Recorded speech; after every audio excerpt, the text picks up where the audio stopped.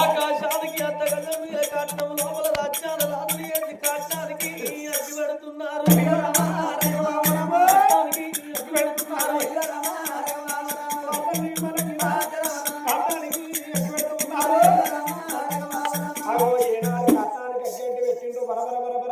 కొండ పొడుగుతోటి మంట మండుతున్నది. విమలాంగి దేవి ఏమనుకున్నదయ్యా, ఆడదానికి భర్తతోని భాగ్యం ఒకరితోటి మోక్షం అంటారు. భర్త లేని ఆడదానికి బదనాములు ఎక్కువ ఆడ ప్రపంచంలో. నా భర్త లేని జీవితం నాకెందుకన్నదయ్యా విమలాంగి దేవి.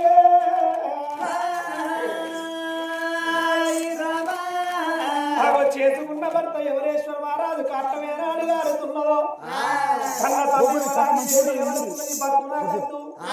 నా కొడుకు తీసి మల్లయ్య చేతులు సుంకరి మల్లయ్య చేతులు పెట్టి మండే కట్టంలో దునికి చచ్చిపోతానన్నదయ్యా విమలాంగి దేవి.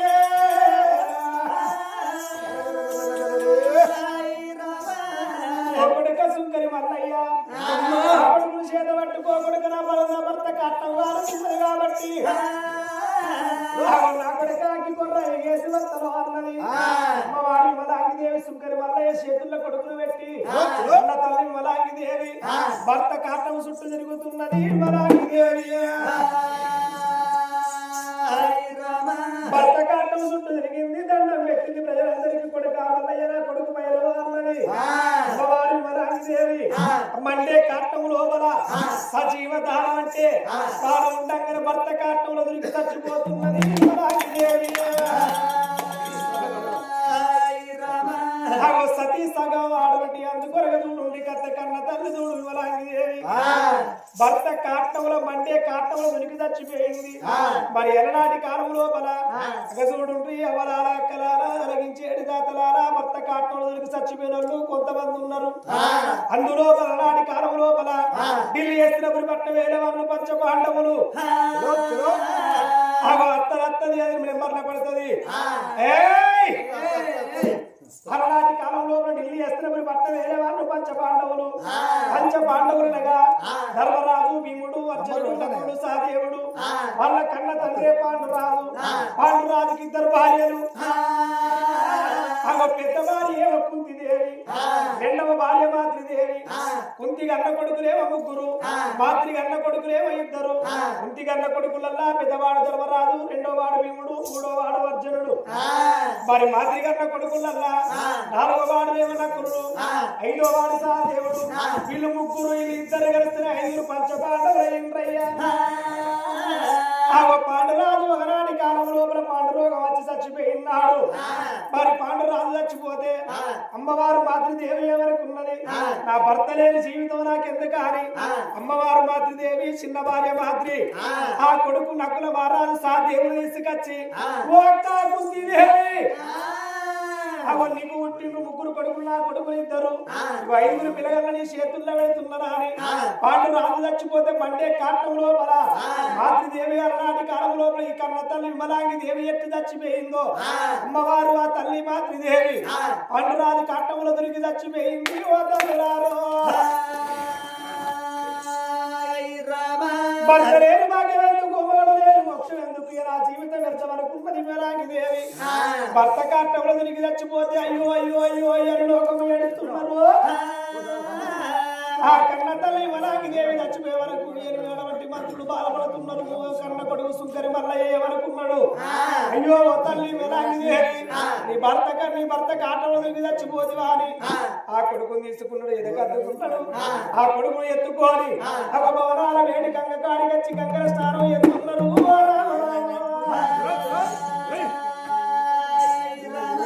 గంగ వేడికి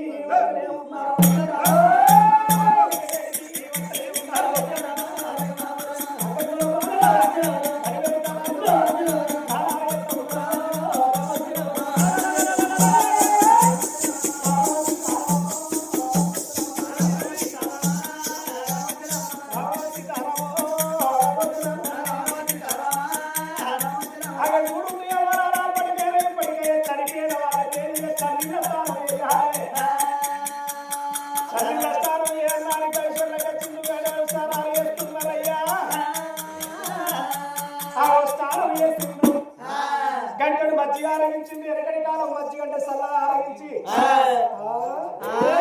అవ ఇంటికి వచ్చి దీపం ముట్టిస్తున్నారు ఓ రామ రామ చేతో వల్ల పూలు పత్రి తీసుకొని వచ్చి ఆ దీపం కాడేసి మొక్కుతున్నారు అయ్యా ఎవరేశ్వర మహారాజా ఓకల్లిమ్మలాంగి దేవి చనిపోయిన మీ జీవి స్వర్గం ఏరన్నాలి దీపం ఏనాడు మొక్కి ఏనాడు వెళ్ళిపోతున్నారు ఆ అరవట్టి సుంకరి వల్లయ్య ఆ కన్న కొడుకులు పట్టుకొని ఈ కాడికి వెళ్ళి నా కన్న కొడుకులు దాదుకుంటారా అని